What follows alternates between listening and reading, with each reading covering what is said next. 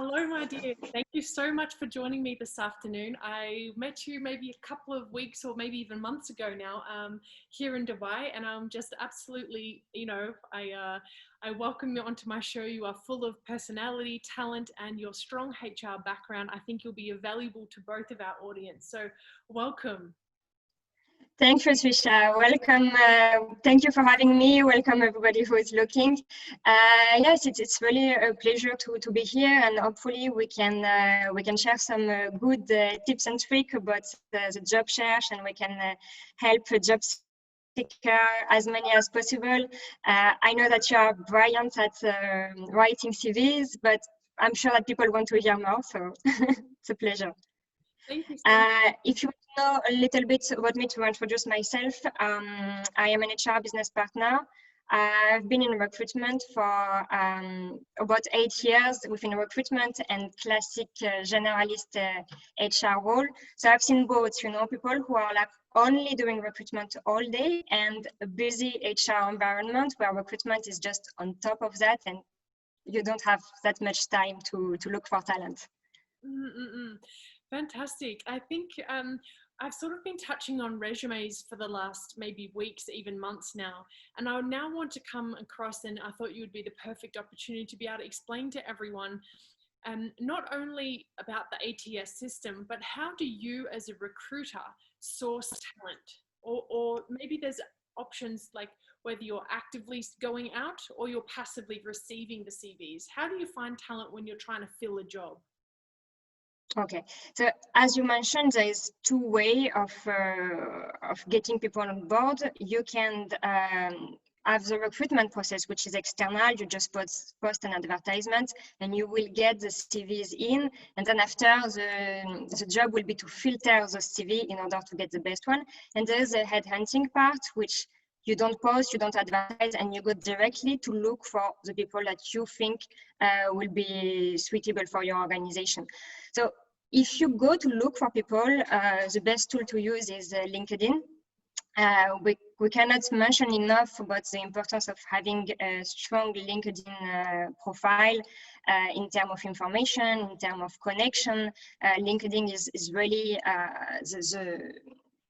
the social network, which is super important nowadays in terms of job search, and especially about the content which is inside.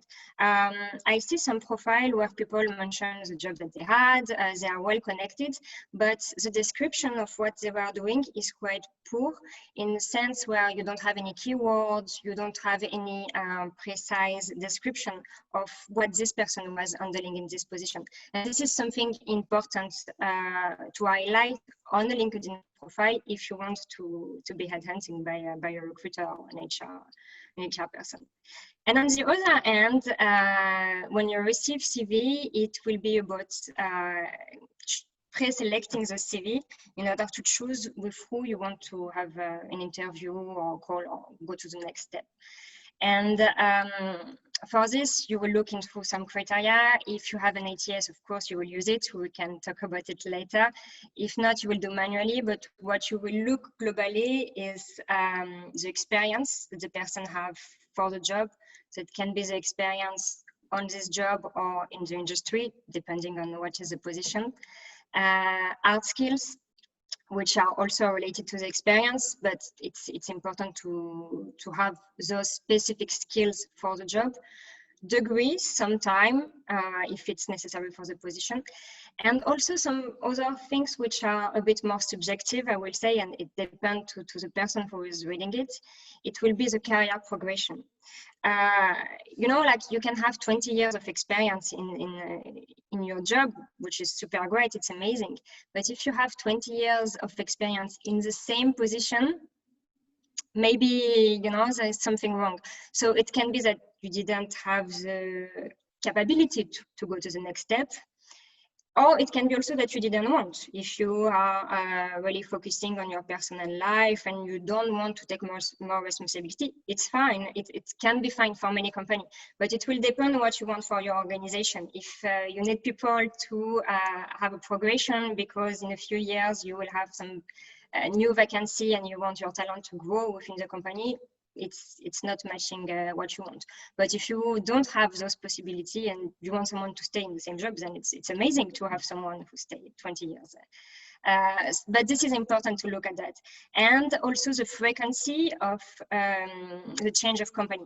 Someone who changed and who go to different company really, really frequently, there is also a reason for that. The same, it can be a good reason because the person got a better job in another company, and then it's someone who is really looking for something better, which can be good if you know that you have this opportunity to offer soon. But it can be also scary if you know that you don't have, because you know, like the person will leave you after a few months. Yeah. Wow, I think already I've got so much to unpack. So I hope it's fun, because I want to come back to your earlier statements before I cover a couple of other questions. It's absolutely fantastic. I'm loving it already. You mentioned about the LinkedIn having key skills as well as the job description that you've got in the LinkedIn profile. Do you recommend from a recruiter perspective, or what do you like to see in a LinkedIn profile? Now, whether that's key skills in the about section, or key skills in each of the job description, or achievements in the job description, or what do you see, or what do you like to see in a person to be able to identify if they're the right fit for the job? From the LinkedIn. Okay. Yes, about the presentation of the skills. Well, there is a functionality in LinkedIn Recruiter, which is the background part of LinkedIn to look for talents, and you can select the skills. So in this case, LinkedIn will look for people who have those skills only listed in the skills section. Then after, you can also look for keywords, but this is another functionality of LinkedIn Recruiter. So it's more efficient and more practical if the skills are listed, because it's just easier to search. But from let's say a visual point of view, it doesn't really matter. It's more like the way how people are able to speak about themselves. You know, if on your on the part of your introduction, it's nice to have someone who is like talking to you. Your LinkedIn is not your resume, and your resume is not your LinkedIn. The resume is a bit formal. You will speak about yourself as the third person. It's not really the case for LinkedIn. It's nice to see some feeling, personality, yes, exactly. And then if the person describe what she's good at, what does she like in this job or in this industry, why the person is passionate about that, and find a way to include the skills or the achievements, it's perfect, because it's just you just read it and you just go through it like super easily. It's really nice. But yes, from a practical point of view, it's much better to have it listed on the skills section. Yep. I guess actually it's nice to have both. Yeah, I guess we have to make sure that we're accommodating for the system as well as the human eye. And I think, I mean, obviously I see probably thousands of LinkedIn profiles on a weekly basis, but it's nice to see when people put the effort into their profiles and really explain what they're good at. And I think people, especially females, maybe are a little bit uncomfortable in terms of boasting or showcasing and highlighting what they're good at. But at the end of the day, it's search engine optimization. Now, you mentioned that the software does a lot of the screening for the keywords. And is that the case as well on LinkedIn? If you want to maybe find a job for IT or marketing manager, for example, you will put in key skills that the marketing manager, that you need the marketing manager to have, and then profiles will come up or pop up? Yes, actually you can select a few criteria, so it can be only one if that you are very open of what you're looking for, and you can add criteria. So the criteria it can be the job title, and you have the option to look for the current job title or past job title, the location. Also, especially I know that you are based in Dubai as well, and we know that a lot of people want to apply in Dubai if they don't live here yet. For those people, I will just recommend to change the location and to write Dubai, even though they are not in Dubai yet, because it will help them. I shouldn't say that, but that's the reality. You don't want to recruit someone who is abroad unless the job is really, really specific and you are willing to relocate the person.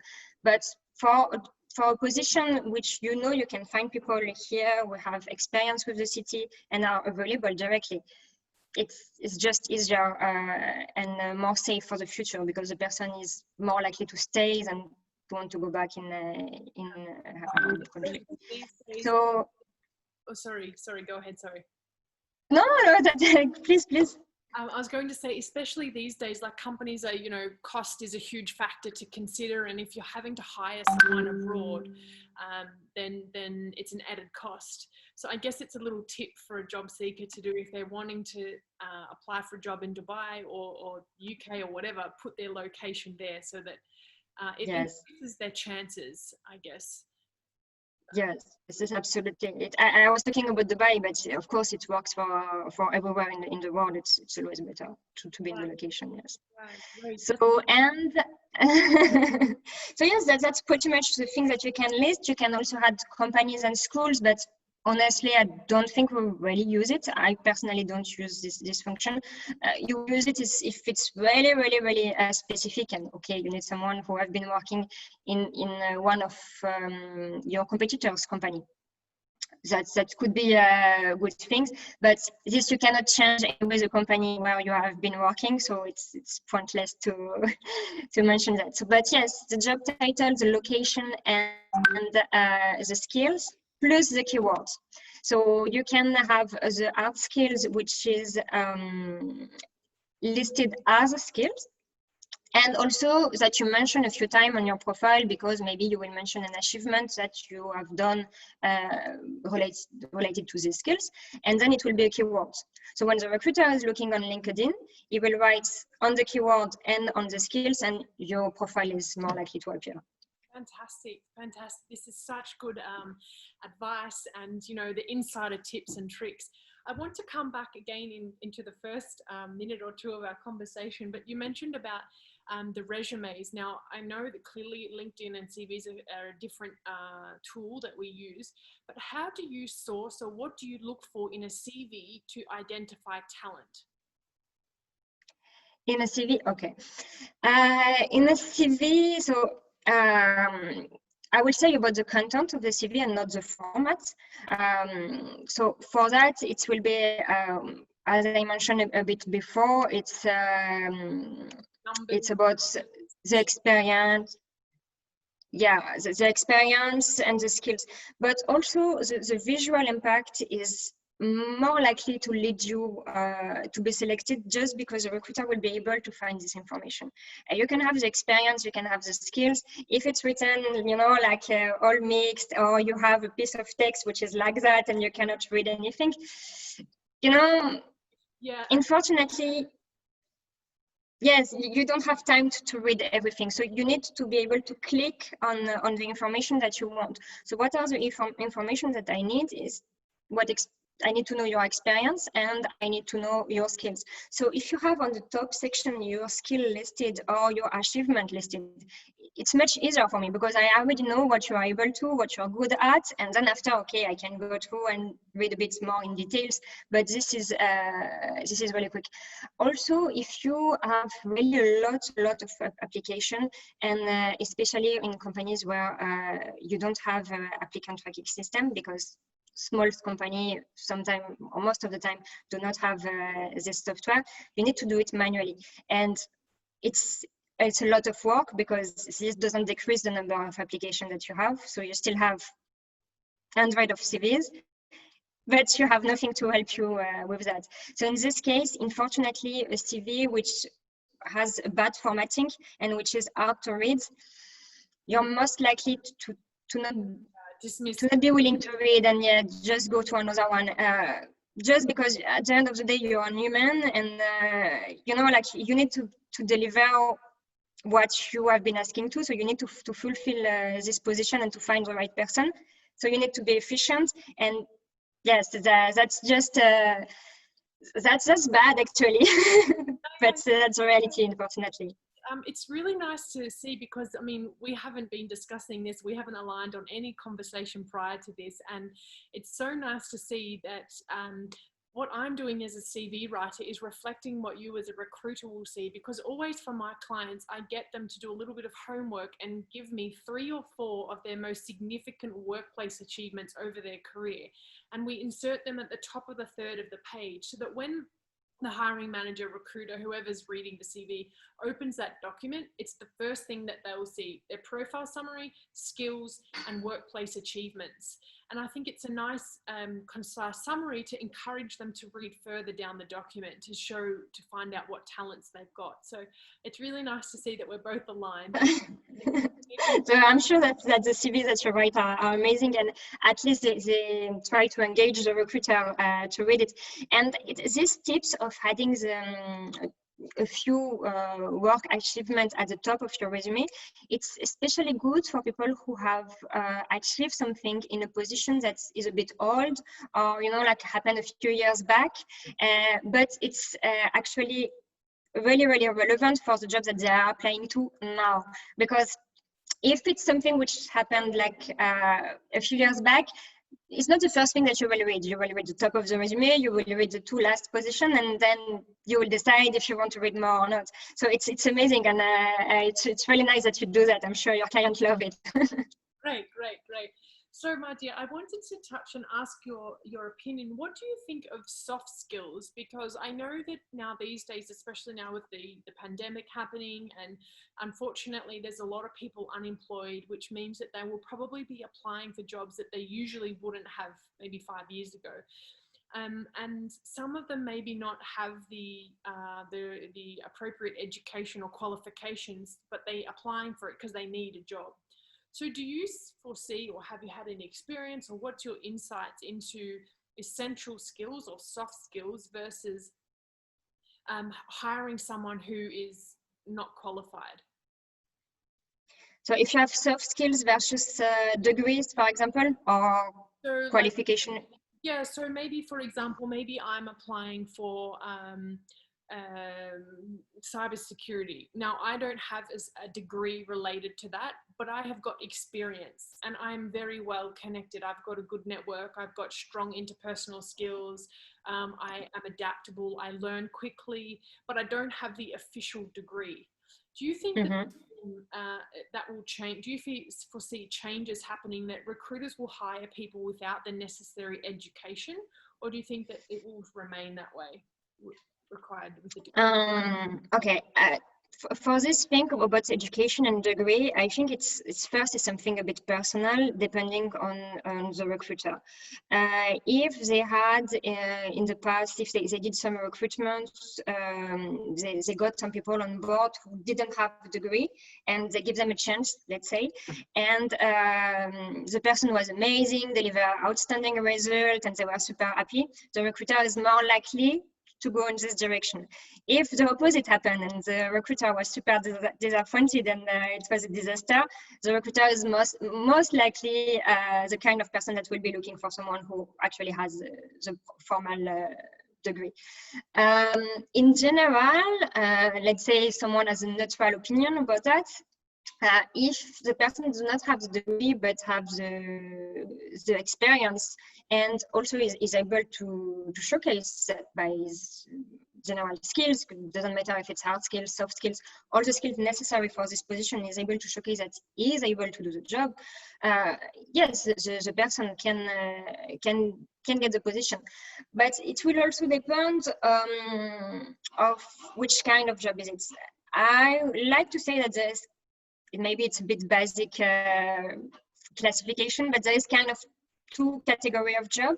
One which is more human, it will be everything which is related to sales, customer service, all those interactions that you have with people, and the one which are more technical, so like engineers,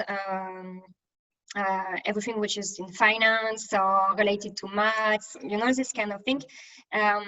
For those kind of job, you most probably will need a degree, and this is for a very simple reason, is because those skills are more difficult to assess for the recruiter. It's very basic. The recruiter, especially if it's a company where the recruiter is actually the HR generalist and is handling like a lot of different things, the recruiter do not know what you do as an engineer, doesn't know the details, and at least is not able to assess your competency. And that's why the degrees come in, because somebody else, in this case the school, had already assessed you for your capabilities. And as a recruiter, I will rely on your degree, I will rely on the school that I had assessed you in the past to know that you are able to perform this job.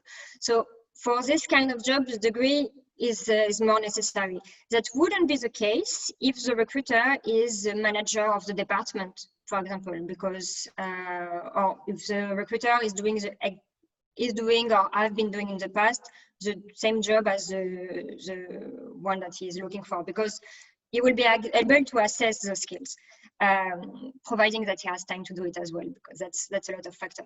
But yes, for this kind of job, degree is more necessary. While for human jobs, especially the one related to customer service, for example, it's mainly soft skills for customer service, being realistic. So which degree you have for the, okay, maybe it's not a good example because there is no degree which is specialized in customer service, but you got my point, you know, for all the job which require much more soft skills and much more personality, yes, definitely it's possible. Yeah.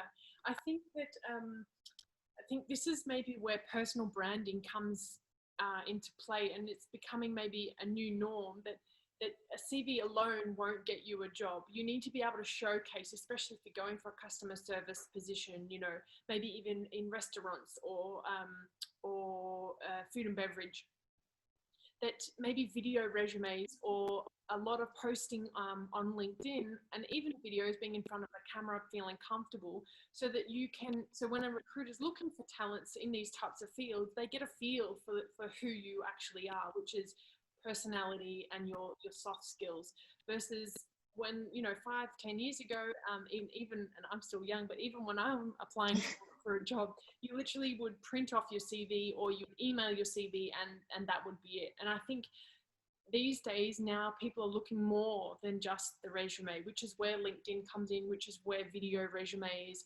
maybe even personal websites. I mean, they haven't really taken off yet, but potentially in the future, to be able to showcase who you actually are. I think this is my own personal opinion where the recruitment is going. I absolutely agree with that. I actually, it's a lot of work. Let's be fair, it's a lot of work to have a personal website or to shoot a video in front of a camera. Maybe it's not a lot of work, but it's, you know, like people feeling comfortable. So just to pass over this step, yes, you need to work on yourself. So it's time consuming. And so a lot of people do not do it or feel shy or for any reasons don't feel comfortable doing that. Now it's not mandatory. I mean, only a few companies will ask for a video to introduce yourself before inviting you for an interview. But I'm sure, as you mentioned, it's going to be like normal in a few years. It's funny that you say that when you were younger and for maybe probably the first job that you were looking, you will go and you will print your resume. I also remember printing my resume, going to the company and say hi, and you know, like I was a student, you know, and I was just looking for like small job that you can do as a student. And yes, at this time, your personality was super important, but how you will showcase your personality at this time, you will go, you will speak to the person, you will ask for the manager, the recruiter, whoever you could talk to, and you will try to get this connection with the person. Now, you don't really do that, especially nowadays. You will not go to companies like that, considering the situation for sure. But how you can do that? You can just shoot a video and send a video, and that's the same feeling. You will not have a conversation directly, but if the person is looking at the video, the recruiter can instantly know what is your personality, what is your way of acting, and yeah, that's super important. I've seen that you're starting actually to offer this service to your clients. Yeah, I am actually. So, to be honest with you, I was sent. I was working with actually no, he asked me. It was part of our BizMatcher executive show, and I said, "Do you have a resume?" And he said, "Look, can I send you my leadership video?" I thought, okay, why not? Like, this isn't, I've never seen something like this. And I was absolutely mesmerized. It was fantastic. In 2 minutes, he told me his value, his achievements, why they should hire him, and what leadership experience he has got. And I thought, this is really, really good. I would much prefer people to be posting and sending a quick little video rather than, or post it on their LinkedIn so that the algorithm supports it being integrated over time. And then, as I did this, someone approached me and said, "Trisha, I've actually been asked to submit a video resume for a job application in the US. Could you help me?" And then as I looked more into it, I was finding that there was actually software out there that's now reading facial recognition and analyzing your facial expressions and giving you a ranking. Oh, wow. It's just ridiculous. It's only in the US. Anyway, I won't waffle on too much, but the last point is that the US LinkedIn is now trialing and ranking or upgrade or getting feedback about video CVs on your LinkedIn profile. So I thought I need to Okay. make sure that I'm up with the trends and offering what's coming. So if LinkedIn's going to be doing it, I think it will probably take off in a couple of years' time. So, Yeah, and then this will probably take over the classic CVs that we have now. Yeah, most probably. That's what I'm thinking. Yeah, I've partnered with a gentleman by the name of Jason Schultz, so I'll put his link down below, but we're both offering Yes. this. Yeah. So in closing, I want to ask you, what do you think sectors or job sectors will be hiring more so than others in the coming months or maybe even years? What do you think?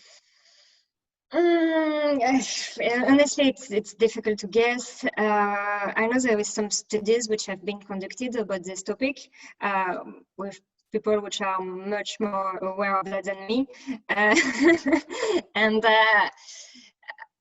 in global, I think everything which is online are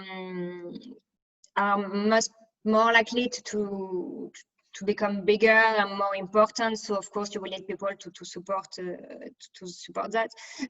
We have seen during the lockdown that Amazon got I don't remember, but hundreds of people on board. Yes, maybe thousands actually. I'm not sure, but like really a lot of people.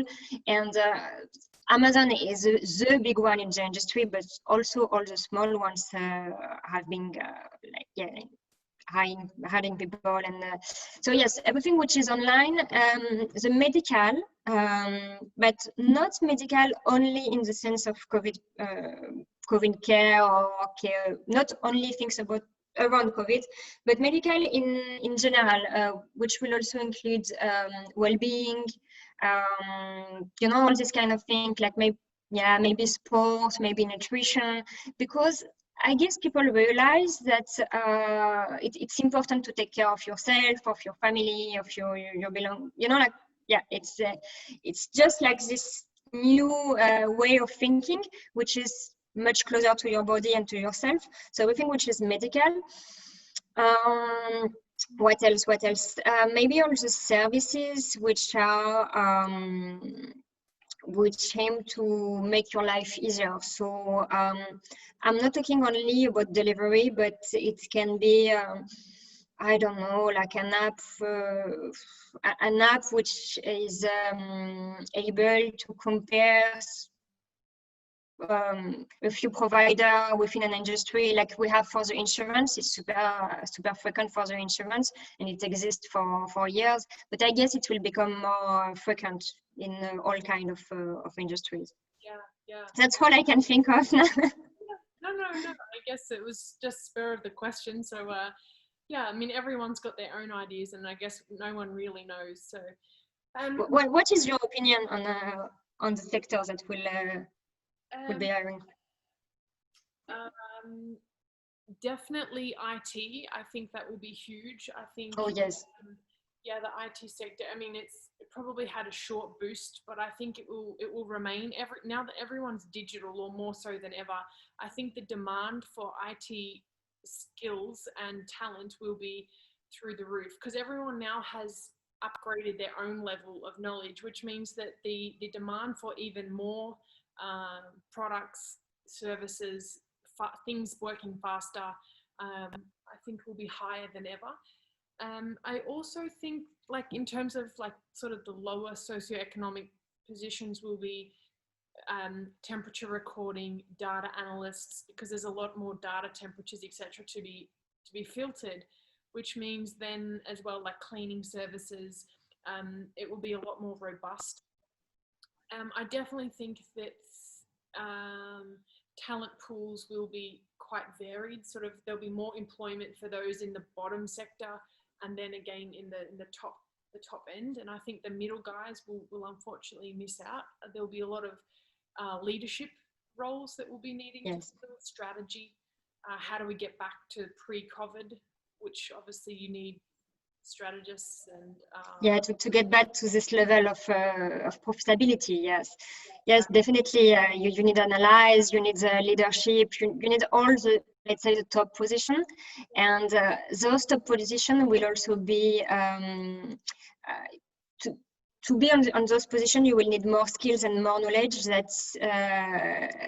before to cover a global area of the market, which was not the case before. You could be really specialized in your industry. Now companies trying to cut costs, so you need also people which are very good at what they are doing, but also able to do other things, which is kind of new. But yes. I think in closing, and before I wrap this up, is more so than ever we've got an abundance of data now. We've got so much access to data with everything in technology, but what are we going to do with it? And I think people who have skills to be able to analyze all of this data will be the ones in need, like forecasting and actually putting data into practice, because it's a tough skill to have. Even stock market, like for example, share prices over inflation as a result of the government producing more money. Economy actually, it's not really what it's showing. It's far worse. So I think these types of companies or people skills. So I guess I would love to hear in closing, what would be your final tips and tricks or final advice for job seekers using either LinkedIn, cover letters, which we didn't really touch on, but and CVs, to be able to be successful for a job in the next few weeks and months coming?